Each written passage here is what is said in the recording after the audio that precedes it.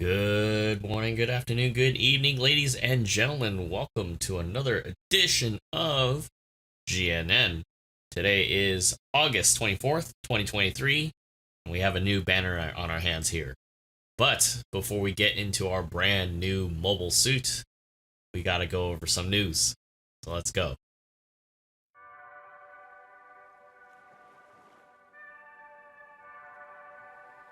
Alright, ladies and gentlemen. As you see on our screen here, the 5th anniversary, the 5th birthday for GBO2 post-event is here.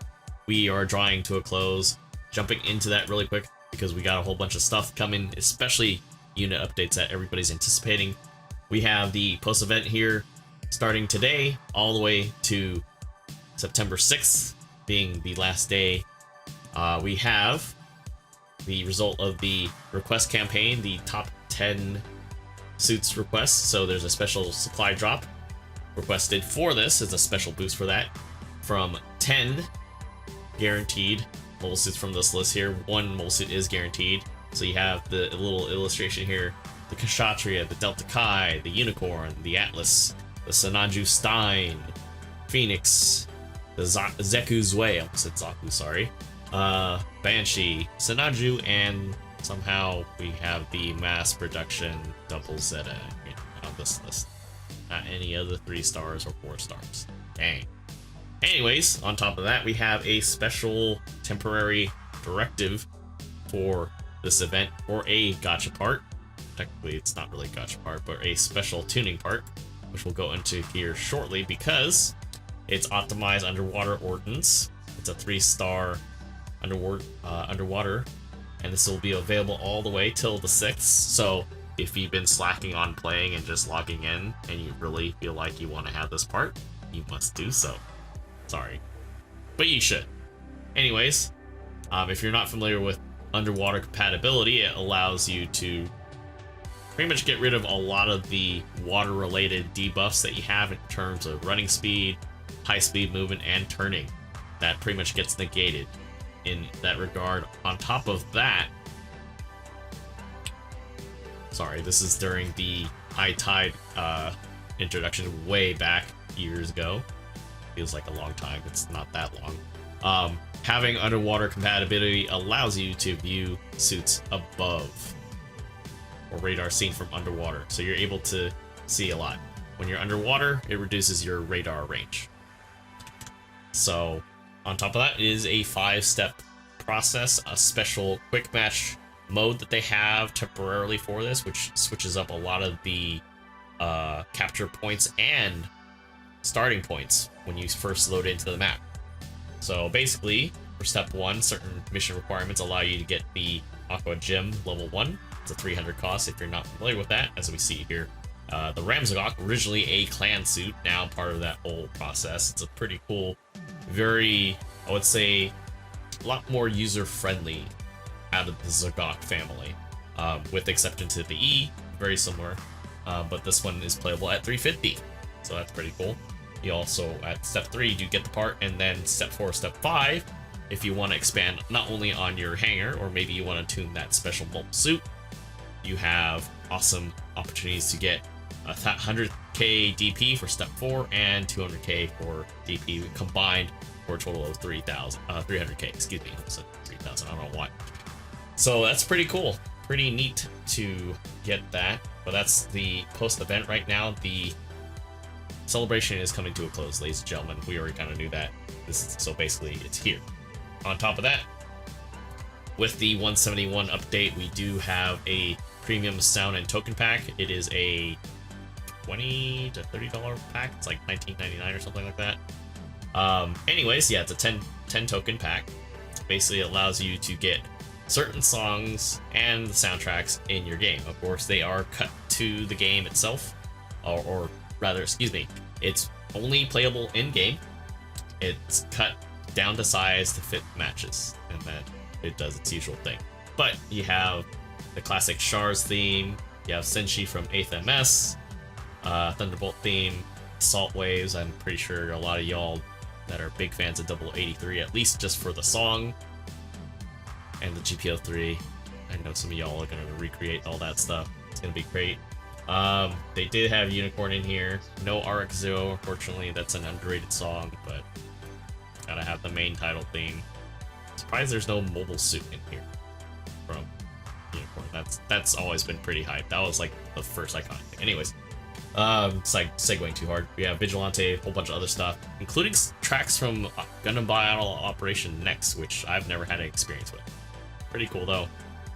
But it's available on PlayStation Store, and only every account can purchase only once. So if you feel like supporting the game, to see supporting the devs even more, I would consider it, but I'm okay. It's up to you guys. I'll leave that to you guys. Now, as I mentioned earlier, this is the special quick match thing that they got going on for the post-event, and we'll get into our main suit shortly. But we also have some unit adjustments too, so I'll try to skim that really quickly. So normally we spawn on these maps here on the left column here for both, say, Port Base, High Tide, Tropical Desert, and Desert City. So they're switching around all the capture points and the starting points to where everybody starts off with. So the nice thing about these special matches, I hope they keep these in, maybe as a special rated thing as well, because it feels like when I look at Port Base, it looks like you have attackers and defenders. So Port Base being kind of similar to Belfast almost, or I don't know, some type of Xeon base, even though we have like Jukons and whatever on the end there. It still kind of works out. I hope they keep this in, because honestly, brawls are cool, but this is something kind of cool that everybody can partake in addition to, say, brawls and duels and all that other stuff. So we'll see, guys. We'll see. And of course, we do have our main event here, like I said, the GM Dominance, which was unveiled in the last development blog that came out, I think, last week. So pretty cool. In addition to that, we have the GM3 powered, full armored, level 1, level 2 in the recycled ticket store. I believe it is a 500 to 550 cost suit. And this is a midline support unit that's pretty beefy, lots of damage potential. Definitely something worth learning for sure. But onto the unit adjustments here.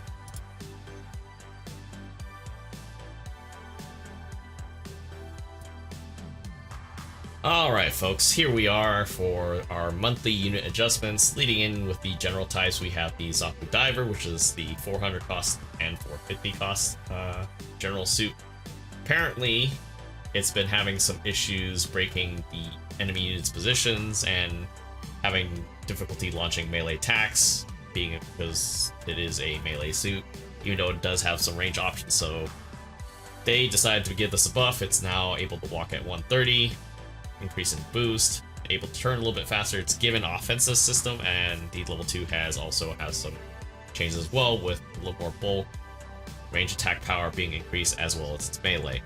And then they're also adjusting the stagger build on the harpoon gun. So I don't think they changed the speed, or sorry, rate of fire of the harpoon gun, but more so with the build stun with how it hits. So that'll be pretty cool to see. One of these days I'm gonna have to go through it and play it myself. It definitely still has some potential there, but according to their data, averages wise, it's not performing up to spec. So pretty cool. Jumping on to the next one, we've got the Jesta getting some love here as well, so it's getting bulk. Same with all the subsequent levels. There's only 2 different ones right now. Melee resistance boost is being buffed, so that's kind of interesting. Turning speed being buffed, considering that it has no roll still, but doesn't. I guess it doesn't need it according to them. Maybe, who knows? We're also getting a let's see, left shoulder buffer is being increased to level 3, which is probably the little shield thing that it has, which is nice, I guess. I don't know how much it's gonna affect it, considering people go for the legs a lot. Also, melee boost is being increased for the level 2, as well as the walking speed and I believe thruster output. So it's getting, I think it's like 215, 220, so it's gonna be like 225 or something. It's gonna be faster. And then they're also adjusting the combo attack compensation. So the percentages when you do a full combo versus whatever they had before. So basically, yeah, they were supposed to track all the attacks by using active guard, their high durability and skill, amount of mobile suit loss on par with the average, but yeah, so according to their data, they're like, okay, it's on par, but it's still underperforming elsewhere, so they are increasing the means of doing damage, trying to make it easier. That's pretty cool. According to them, average for 600 is 68k. 650, you're doing like 76k. So interesting. And then 400, 450, going back up to the Zaku Diver averages that they're looking at. General type average is 54.5k, all the way up to 61.8k for 450. So man, to do some of those higher averages, I guess, you know, I don't feel so bad, but, you know, it's still a good goal, average-wise. So that's it for generals. Going down to the raids, our Psycho Zaku Mark II from Thunderbolt is getting a buff. It's getting more bulk.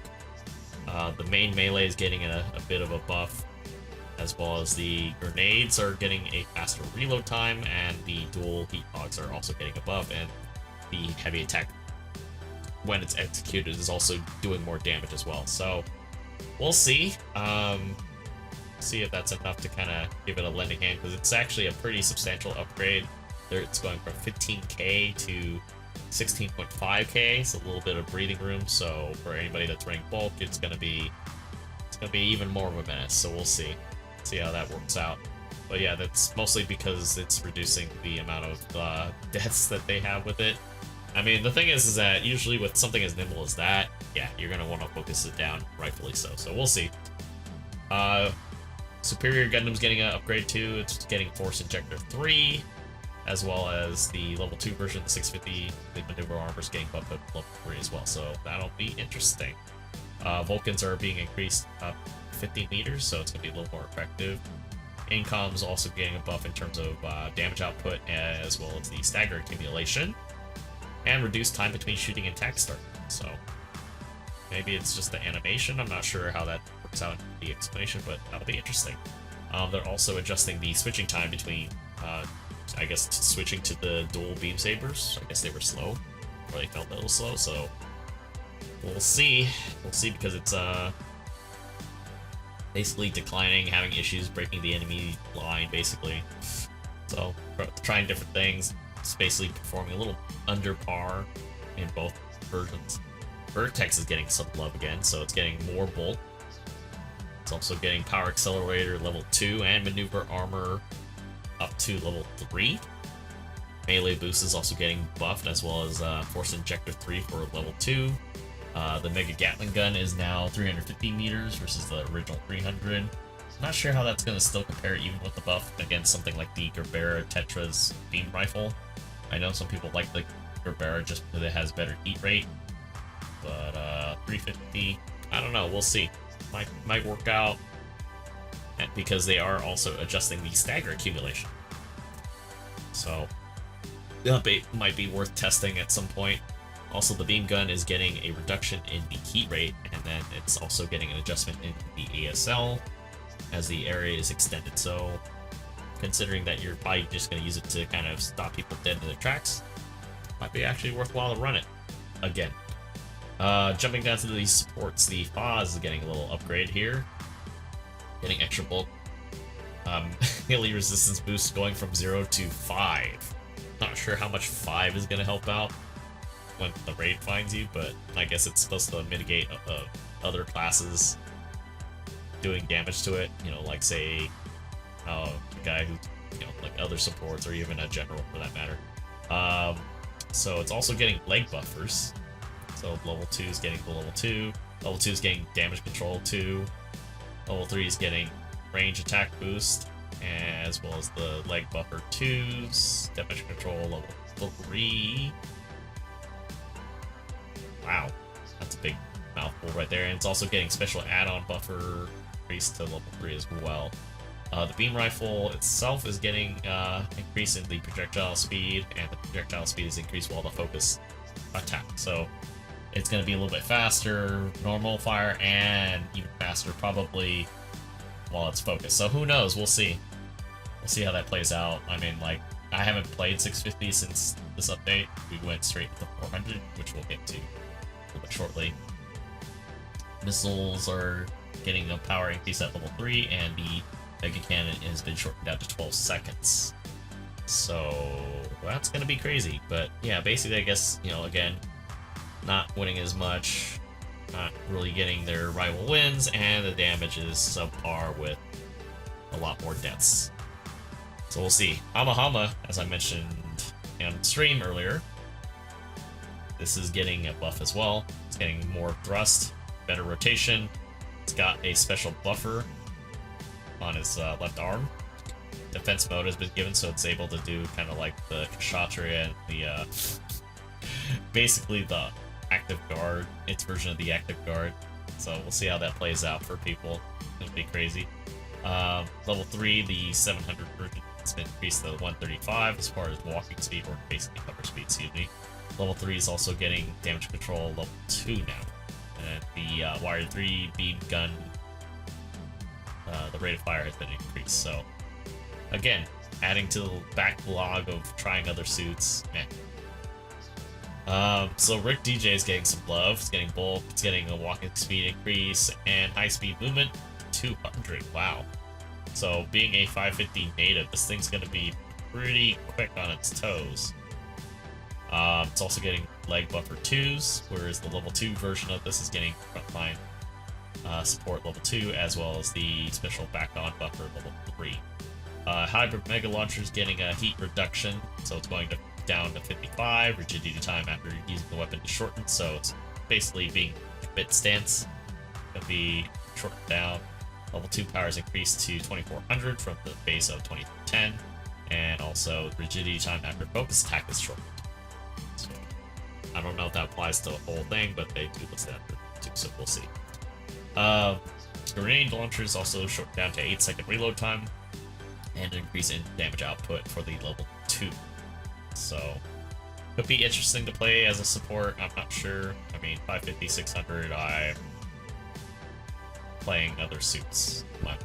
But with these buffs, that might be worthy of doing that, because obviously it's underperforming in the win and rival, as well as damage too, and it's dying a lot. So I'm gonna see if that works out. Sisqueed's also getting a buff too with its bulk. Heat rate in the L beam rifle is reduced down to 75%, and the damage for the level 2 version is being bumped up. Beam saber wise, switching time is shortened down, and then the eye field launcher defense mode overheat is shortened down to 25 seconds. So we'll see. We'll see. And then the Nemo cannon recently here as a buff. The range attack boost is going from 20 to 25. And the Mega Particle Cannon, the heat rate is cut down to 30%, with the focus being shortened down to 2 seconds. I thought 2.5 was fine, like wasn't bad.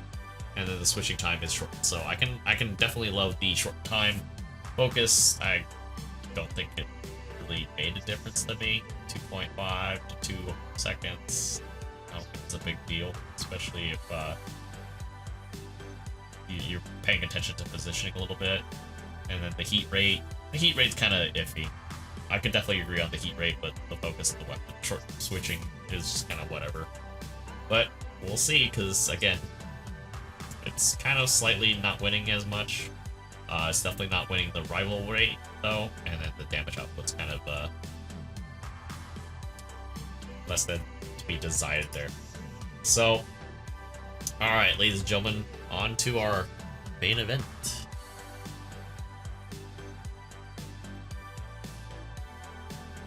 Alright, ladies and gentlemen, here we are. We have the GM Dominance underwater equipment. I just call it the Aqua, because honestly, that's basically what it is. It's like Aqua GM Dominance. I'm not sure how we're going to word this on the thumbnail, but it is a ground-only 400 cost general unit. As mentioned, the GM Dominance was designed to gather data. It is a testbed to essentially roll out to mainline units during this whole period of the 1-year war. It's a 2-star general, so hopefully you guys get a chance to get it. try it out, but with the rates and everything, it's always up to chance. If you're trying to do 10 pulls, you do get the chance to get the second Federation normal suit, which I guess you could say this might pass for Amuro's normal suit. Technically, most of the Ace style designs are running this. So I'm guessing this is also Yuji Kajima's version as well. And what Shiro Amada wore during 8th MS while he was in space. So, interesting enough. But yes, apparently I heard rumors, and they've added materials on top of that. We have now the level 4 Aqua Gym at 450. Our Aigugai is now in 400. But more importantly, praise be the glory that is the Pepsi Zoc. It is now in 600 cost. God have mercy on our souls for this. And now, on to the nitty-gritty details of the stats of our brand new mobile suit.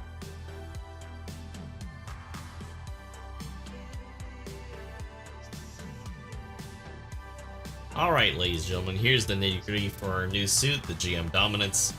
15k HP, on the low side for both beam and ballistic, but we do have a leaning towards melee resistance. This is a infighter type of general that wants to get the job done with its big iron fist and little beam pick, because this is a aquatic suit. But we do have some pretty substantial stats that kind of carry over. The turning speed is still the same as the regular Dominance with the visor up, as you can see here. In addition to that, we are also looking at the fact that this suit also has a pretty, I would say, substantial amount of thrust being added. Base GM Dominance starts with 60. This one runs 65. And of course, it's quite not able to walk as fast with all the aquatic stuff that it carries. Jumping into the weapon loadout, we have a specific deflection beam rifle that it uses, which is kind of a play on the Gundam Marine type beam rifle that it uses. Granted, now the base power does look a little bit different compared to the 400 cost Gundam Marine type. Both of them actually equate to about 1400 base, because normally firing this is a 2-shot burst with a 20% heat rate on both shots, which brings it up to 40, so you're able to essentially get 2 bursts off cleanly, and then your last burst will overheat it. So great to have for a quick ditch option to break May 1. Hence the 0.8 second cooldown time. You also have the 16-second overheat with a 2.5 second focus time, which is pretty much in that same territory. As an alternative, you are also able to run hyper bazookas as an alternative, so choose your weapon wisely, but I prefer the beam rifle just because, well, it's pretty neat to have the ability to break MA1 really quickly, or just essentially have somebody flinch. It works out. The only specific beam pick that it gets comes in at base 1800, 2.5 seconds, pretty standard. You can also combo off of this. You have the hand anchor, looks a little bit modified compared to the Aqua GM. Now this is a base power of 1600 with a 6-second cooldown time. If we scroll all the way up to, well, at least to the 350, I don't have the 400 cost Aqua GM yet, but seems pretty similar, although I believe the level 3 Aqua GM will be hitting pretty harder than our base suit, but that's okay. Getting back to the nature at hand, we also have a means of using this as a side melee type of claw thing. I was gonna say, anybody getting Banshee vibes off of this, because 2000 base power with a 3.5 second cooldown time between uses. This is an instant knockdown. I'm gonna have some B-roll from. I'll probably be playing the matches right about now for a little bit. but it's pretty nice. It's either neutral or you go straight to downswing. It's gonna knock down people like crazy. And of course the iconic Aqua GM style shoulder tube, 16 shots with the base power 200, 10-second reload time. Good to follow up on folks there, and you can use this on while boosting, but outside of that, this is a predominantly heavy melee type of suit. In addition to that, you do have an okay list of skills here. List of skills.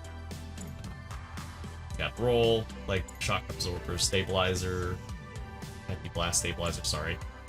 Balancers, melee combo controller. This actually has Force Ejector 1, I believe, just like the Dominance as well. But we also get the optimized cooling efficiency for high-speed movement and jumping, as well as the aquatic mobile shooting. Considering that this has double melees, you probably want to run a little more boost on this, and on top of that, the extra boost does kind of give you a little more overhead that works and coincide with the optimized cooling efficiency. So this will be pretty cool indeed, for the most part. With that said, ladies and gentlemen, this concludes tonight's GNN episode, showing case and essentially displaying the GM Dominance Aqua configuration. Tell me what you guys think about the new suit. I honestly think it's pretty strong, considering the likes of the Zaku Diver getting its buff, as well as the current situation with all sorts of newer suits in the 400 cost. I think it's going to be a pretty fun time regardless, and I'm very curious to see what people can do with this. So, if you guys enjoyed your time here, please do not hesitate to hit that like and subscribe button. It definitely helps out the channel immensely. As I mentioned earlier, let me know what you guys think about the suits in general. If you guys pulled for it, great. If you didn't pull for it, that's also great. Or what you guys think opinion-wise, how it's going to do. I'd love to hear from what you guys have for this. With that said, that's it. Have a great night, and I'll see you guys all on the next video. Take care.